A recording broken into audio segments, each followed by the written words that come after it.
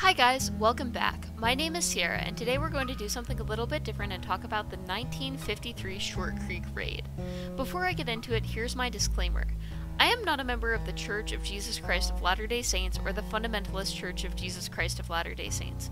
I'm Catholic, and I'm only very loosely connected with Mormon culture, so if I make any mistakes in terminology, ideology, or anything else, I sincerely apologize, and I encourage you to call me out down below. You can find source materials for my research in the description, along with a link to my TikTok account. Anyway, let's get into it. If you're already well versed in Mormonism and the early history of the church, feel free to skip to the timestamp down below. For the uninitiated, here's a quick rundown of Mormonism, the colloquial name for the followers of the Church of Jesus Christ of Latter-day Saints, also known as the LDS. It all started with a man named Joseph Smith. He was born on December 23, 1805 in Sharon, Vermont, about 42 miles south of Montpelier, to a poor, somewhat religious family.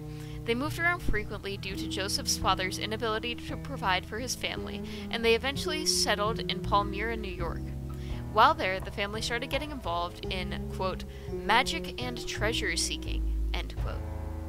Smith was unsure of what church to attend, and so at 15 he studied the Bible and prayed for guidance according to one of the Mormon scriptures known as the Pearl of Great Price, before he was told not to join any existing church because they were all wrong, something a local Methodist minister said was the devil speaking to him. An angel named Moroni later visited Smith and told him where a book, written on gold plates by the people who used to inhabit the Americas, was buried, and instructed him to dig them up. He subsequently translated the plates to English and published them for the world, and thus the Church of Jesus Christ of Latter-day Saints was born, and the Book of Mormon was published. On July 12, 1843, Smith was studying the Bible yet again and came to the revelation that because of the precedents of Abraham having multiple wives, polygamy was allowed to be in the church. Plural marriage, or less commonly, celestial marriage, was a principle that the church supported only in private from 1843 until 1852, when they came out to the world and admitted to the practice. Although only 20 to 30% of Mormons, mostly in leadership positions, ever took more than one wife on, it was an obligation to take a second or third wife on if you were commanded to by God.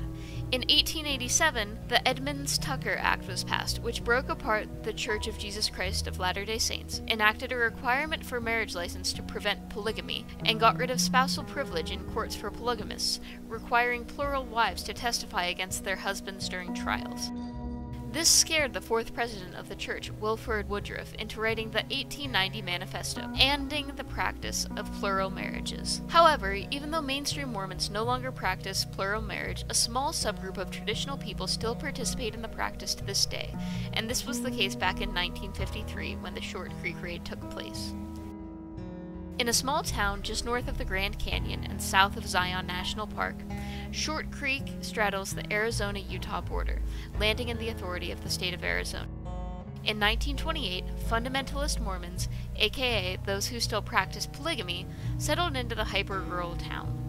In 1942, the United Effort was formed, making the town into a commune where all money and property were owned by a community trust. On the day that the raid happened, the town was populated by 36 men, 86 women, and 263 children.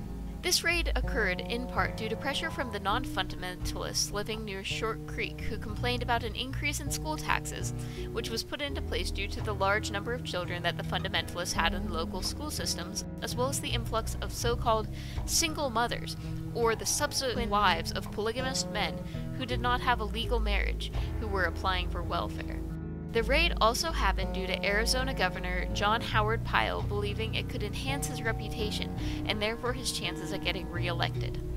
In a radio interview after the raid, he said the United Effort was the cooperative enterprise of 5 or 6 coldly calculating men who direct all the operations and reap all of the profits, and are the evil heart of the insurrection itself. Sheriff Fred Porter of Mojave County, Arizona, was accompanied by 64 highway patrol officers, 19 regular and special Mojave County sheriffs, and almost all of the employees of the Arizona State Liquor Department. They came from 3 states in the area, Nevada, Utah, and Arizona, in order to ensure a victory over the fundamentalists. They were coming from all sides. The single telephone line going into the rural community was cut. All roads to the town were blocked. It was 4 in the morning, and the numerous police cars were covered under the blanket of the moonless Mojave Desert night.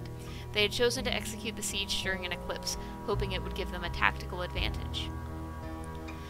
To their surprise, when they arrived, people were setting off dynamite in order to alert the townspeople to the presence of the officers. Governor Pyle was aware of the date and the time that the raid would happen, so he had invited members of the press to come watch the event take place, and someone had apparently leaked the information, including the exact time that the agents were supposed to arrive, to the fundamentalists. Once they got past the people setting off dynamite, they were greeted by the most camp of sights. The fundamentalists were gathered in the schoolyard, under an American flag, singing the song America. As the police officers encircled the people in the schoolyard and gathered other community members from their homes, one man yelled, "We have run from you for the last time. We will shed our blood right here if need be," and other community members shouted in agreement. That bloodshed, however, would not occur. The agents were under strict orders not to cause violence under the command of Pyle, and the fundamentalists had been through this twice before and had made it out alive. By 4:30, they had rounded up all the members of the community and started executing 120 arrest warrants for crimes such as rape, adultery, polygamous living, and cohabitation. All of the adult men and women were taken into custody, and the children were put into foster care. A town that yesterday had been populated by a small but growing community of people on the religious fringe was now inhabited by just 3 boys, who were now caretakers of the whole town. The kids, as well as their mothers, were distributed throughout Arizona, mostly to Mesa and Phoenix, to live with members of the mainstream Mormon church. Many of the families were put into uncomfortable or even dangerous situations with inadequate housing and foster families who wanted to adopt their children away from their families. Here's where historical accounts diverge. These men were definitely kept in a jail in Kingsman, Arizona.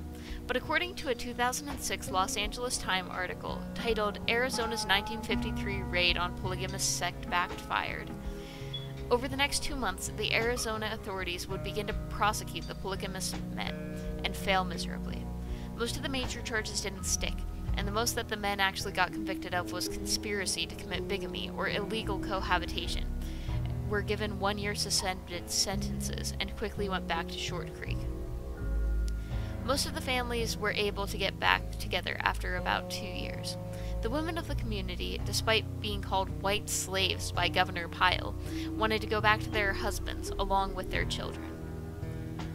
One of the religious elders in the Short Creek community, Leroy S. Johnson, aka Uncle Roy, became the prophet of the FLDS in 1954, 1 year after the raid, and spoke of the miraculous nature of the events surrounding the raid for the rest of his life.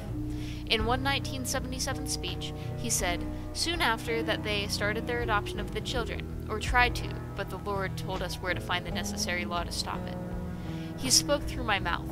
He said, 'In your law book there is a clause that reads something like this: no child can be adopted out without the consent of the parents.'" End quote. Therefore, the children of the community were spared from the heartbreak of parental separation. In addition, God had provided for the fundamentalists a uranium mine, whose harvest was sold to pay for the community's legal bills. Johnson said in another 1977 speech, "Who paid the bill for the 1953 raid? The Lord paid the bill. He allowed the raid to come to accomplish the work that he had in mind to do, and then he opened the way to pay the bill." So what do we take away from the events at Short Creek?